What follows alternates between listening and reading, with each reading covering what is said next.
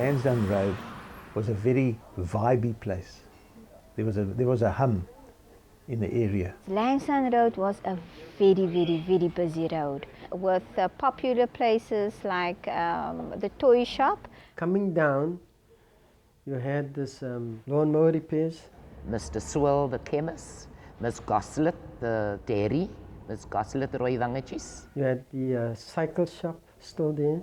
She had beautiful blood red cheeks, and you would say that by Miss Goslet Roy Appeltjies. On the corner of 2nd Avenue and Lansdowne Road was a very big Ravensworth estate. And of course there was the bottle store further down, opposite Livingston Eye. And Mr. Dalla, the shoemaker. There was a railway crossing from Ravens Estate across to the main road.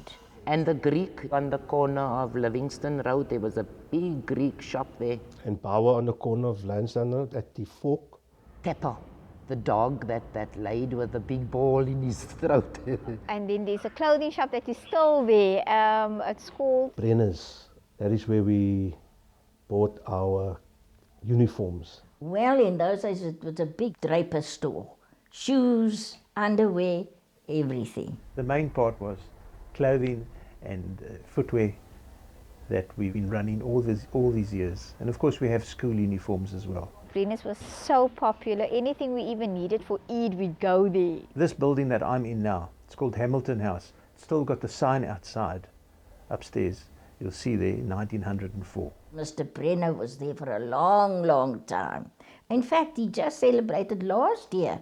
He celebrated the 100th year in the village. My grandfather came here from Lithuania in 1904, and he started a little shop here in Lansdowne Road. So we've been around now for 103 years. Because I think he had to move. I mean, he told me once that he had to move because of group areas, because he was in the wrong. He was in what became a coloured area. My grandfather was here for a number of years, and then my father took over, and my father worked here for 50 years, during which time I joined him from 1960. I think he owns that section where he's in, so you didn't really have to worry about high rental or anything like that. He owned the whole stretch of building down to just before you get to what was that bar? Lansdowne Hotel, yes. We used to call it Burke. I don't know why they called it Burke. I think the owner, maybe his name was Burke. He had a surname like Burke. The building was very much the same, architecture very much the same, yes. It was a nice place in those days. The Historical Society wouldn't let them knock down the facade because it's pre-1920, I think it is. So the original facade of the Lansdowne Hotel is still there, but there's a motor dealership there now. And the buildings were very old. Everything was very old with wooden front doors. So, you know, now they've done a lot of changes.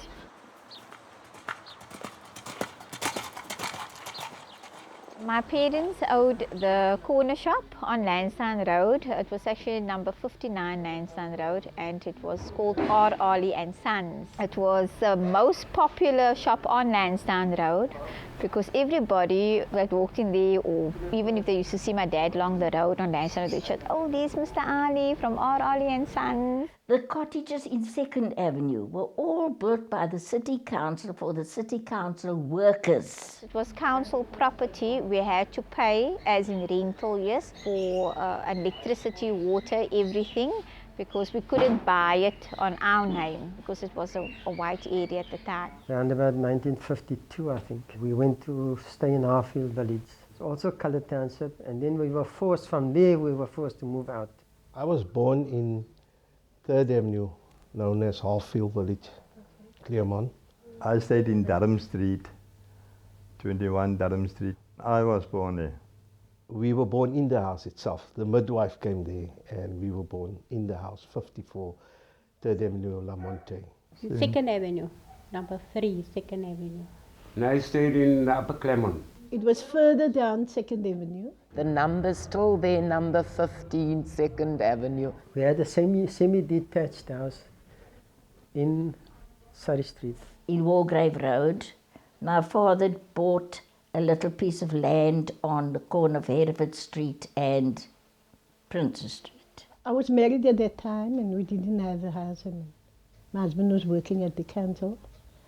And then through the council you got a house easily. In those days, the city council built houses for the folk. So my parents had that house built. A nice size 3-bedroom house. Fireplace, which we loved. It was these semi-detached houses. And we had a lot of families staying in one house. It was little like a passage. You open the door in the passage. On your left side was 2 rooms and a kitchen. That was the council cottage. We had no bathroom. That time we had no bathrooms. We had to bath in the toilets.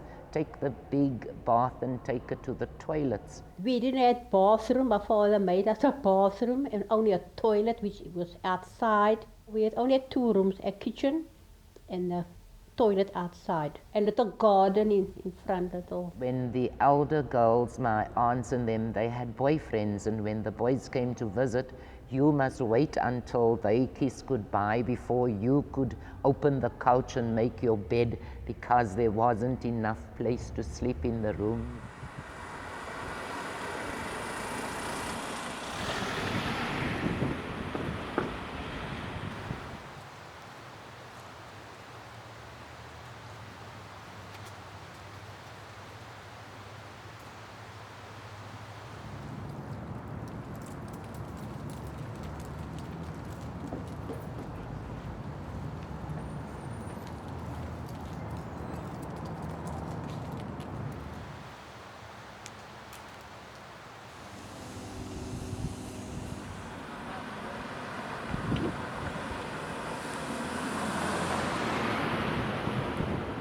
There was a wonderful atmosphere in Claremont, this particular part of Claremont. You know, the coloured people used to live amongst the white people, so that was fine. Claremont, it was a mixed society, mixed in terms of colour, although we were sandwiched in between the so-called white area at the time, which was Claremont Upper and Kenilworth.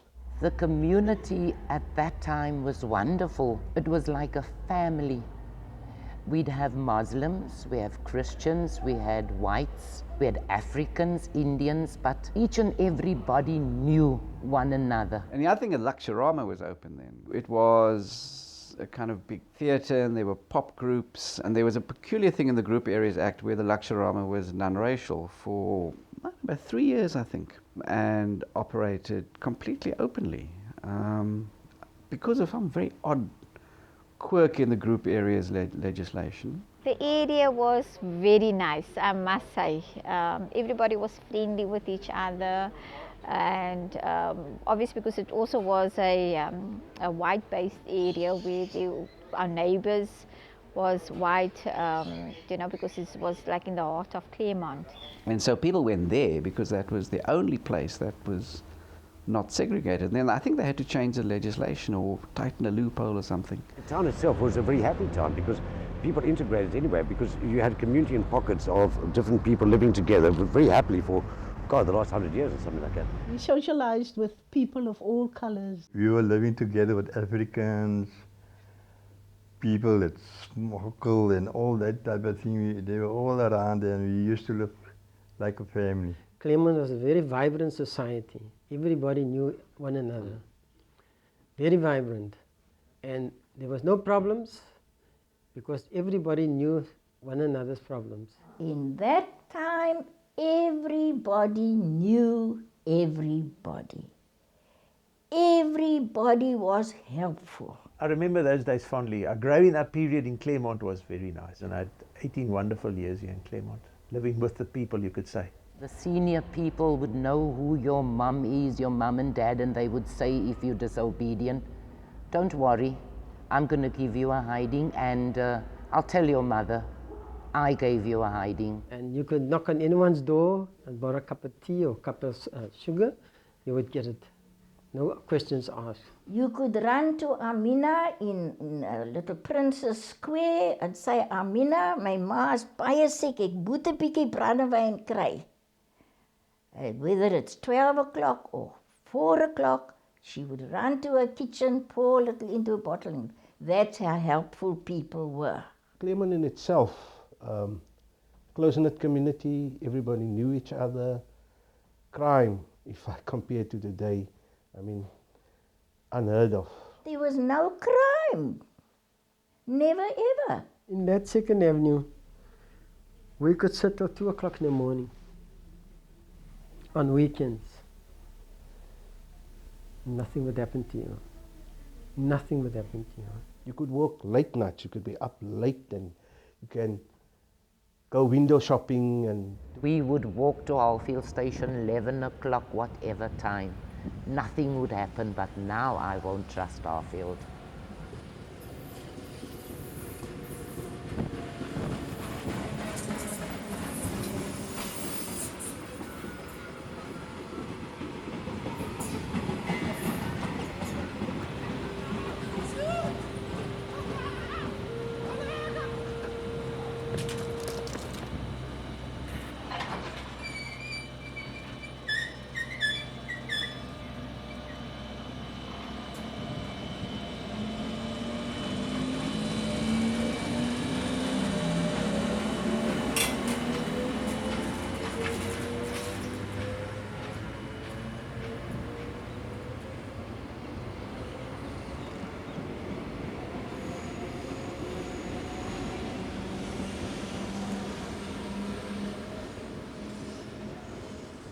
Claremont was centrally situated. We were in walking distance from the central business district in Claremont, going up to shopping centres and the Bubby around the corner. The shops was on your doorstep. The dairy, the butcher. Muhammad lived on the corner of Matthew Road and Hampstead Road. They had a butcher shop and a grocer shop. In 2nd Avenue itself, you used to have a dairy, a butcher, your tailor, your shoemaker. Corner of Surrey Street and 2nd Avenue was a Mr. Gennari, and he had a shoemaker shop with the old-fashioned last, you know, and we children used to love to go in there and see Mr. Gennari hammering on the shoes and so on. I remember going to the dairy for milk and dairy products and going to the butcher. My mother used to buy a meat from them. In those days it was lovely mutton with a big fat tail on it, and on a Saturday afternoon we got to cut up that tail fat, and mother roasts it in the pot, and then she makes her bread with that cayens. Vineyard Road, there was the famous ginger beer factory, Mirza Zing. On the corner of 1st Avenue and Surrey Street lived a Hindu who also had a shoemaker shop there. So we had plenty of people in the village to keep our shoes in good repair, because in those days the price of shoes was beyond our parents. And on the corner of Vineyard Road was the OK Bazaars. We also had the shilling bazaar that time. Everything cost a shilling that time. That's off Rosmeadow, there was a lady selling milk, Mrs. Dirk. Mrs. Dirks had no children. Her children were her horses behind Rosmead supermarket. She lived there with one horsey in a trap, and she had her cows, and she milked her cows, and she'd put the milk in the big can. In those days, milk wasn't even pasteurized. And we're still alive. She had little billy cans, nice little metal things, and she would go with the little cans and she'd deliver to everybody there. In Stegman Road, they had the power structure there, supplying electricity and all that. And also they had a yard for, we used to call it the corporation yard, the council that time, to collect dirt. I remember them collecting dirt, wasn't a wagon. The path from Durham Street to that path, that was still sand. And Hampstead Road, going down Hampstead Road, that was sand still, yes. It was all sand and clay. And the dirt carts, we called them water cart, had a sprinkler at the back, and they would go up and down and up and water the clay. Claremont was famous for hanging outs in the main road. They would stand on corners. They would wait for the adhan. They come out of the mosque and they would gather again, assemble again on the corners and talk shop. It's either the work, or it's a rugby, or it's a cricket. Everybody used to share jokes and stuff. They were funny people, and especially when it's the drug people, we used to laugh at them because they were now funny, and you know, we used to throw sand at them and then they chase us and all that things. In our days, the only drug you could find was dagga. And to be addicted to dagga was one of the worst things that could happen in a society like ours in Claremont. As jy dagga kop was, dan jy nie gereken by een in Claremont. The Langere was a place that was houses faced Durham Street, but the back was very broken. But yet the people sold liquor there. The men would drink out of tins, and they would have their odd fights and so. Even though they were addicted to dagga, the few of them, they were still respectable people. They were people who never bothered others to beg and lend. They would respect you, and they won't be aggressive, they won't harm you. They just did it as a pastime. It was a place where men could go and sit and be happy.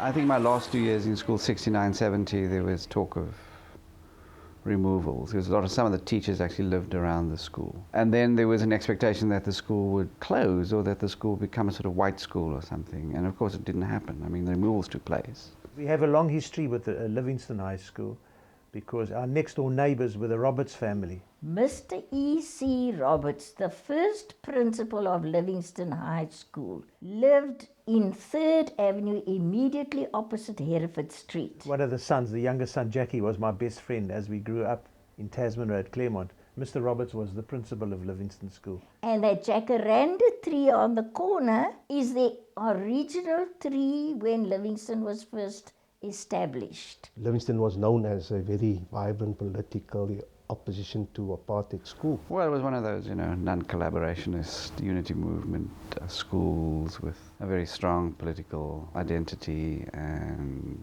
very articulate, committed teachers who saw their role as kind of a combination of political education and straightforward teaching. I was privileged to be at high school still, at Livingston High School at Claremont. There was a strange combination of severe discipline and order, and at the same time carrying this message of, you know, emancipation. It was a very strict school, and I can still remember how we played games. It's the way I got interested in politics. They were very political.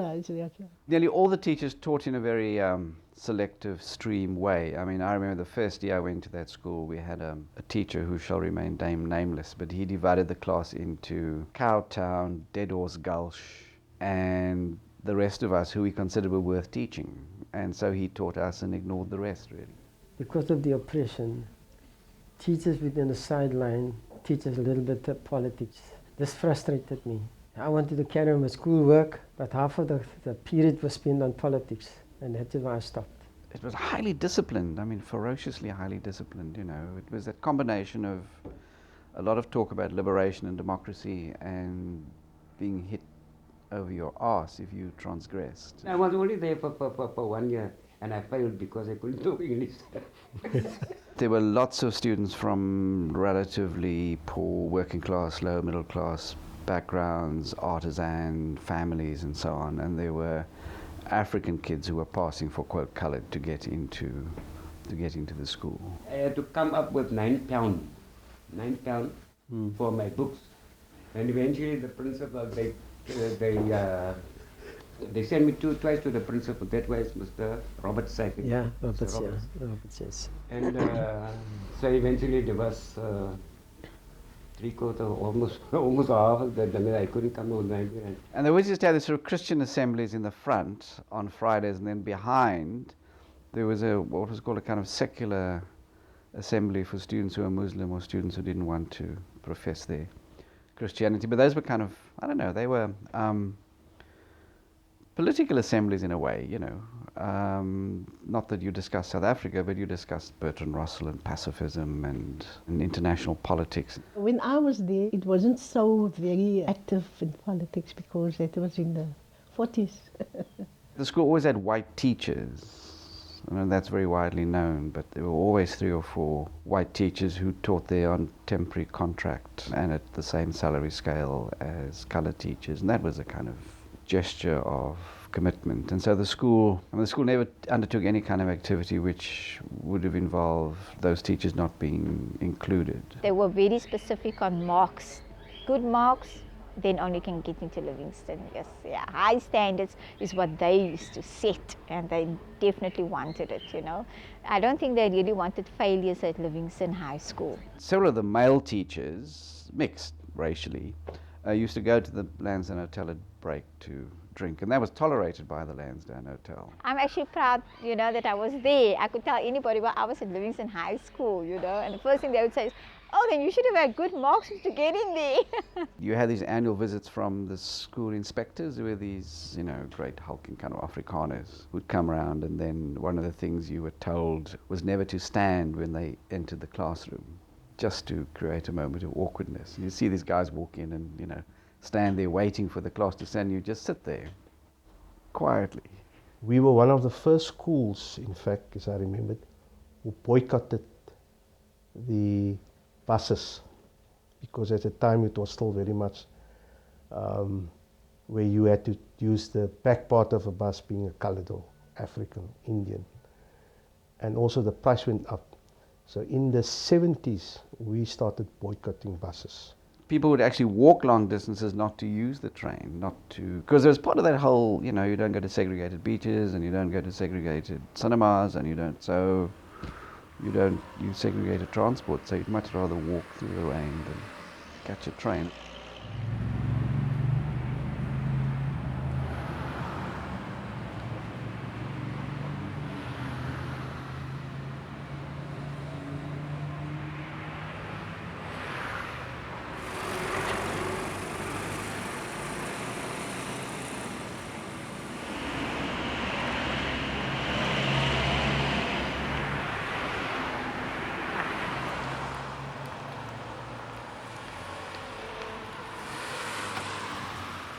In 1961, my lawyer says, now Mrs. Hendricks, you know they're going to make Claremont a white area. You will not be able to take possession of your house. Okay, Mr. Berman, I'll go on paying off the bond as is. I got married in 60 and I moved out. But my parents still stayed there until they were forced out. Due to the Group Area Act, we were moved to Steenberg. I moved from Harfield Village to here, Irvin Street, Menenberg. We were the last lot, and we were forcibly moved to a place like Retreat. And my father was forced to take out a bond when he came down here because there wasn't enough money. He died with the bond still unpaid. My parents used to pay every month, and we could never own it. We were told that we could never own it. We can only live there if we had to run the store. Well, then everybody, what we say in Afrikaans, all the house owners were oproer. What I remember is the declaration and the expectation that there would be removals from Harfield Village. I mean, I don't remember the precise date, 69, 68, 69, something like that. 1968. 29 years I stayed there. About 20 years ago. That is when we left. It was about 30 years, yeah. 30, yeah, about 30. Because I'm 63 at the moment, I'm 30 years out there now. This was the high apartheid period of 1966 to 1970, when things were very hunky-dory for the apartheid order and when segregation was probably at its most strict. We went out just before the group areas. When we got married and we went to live in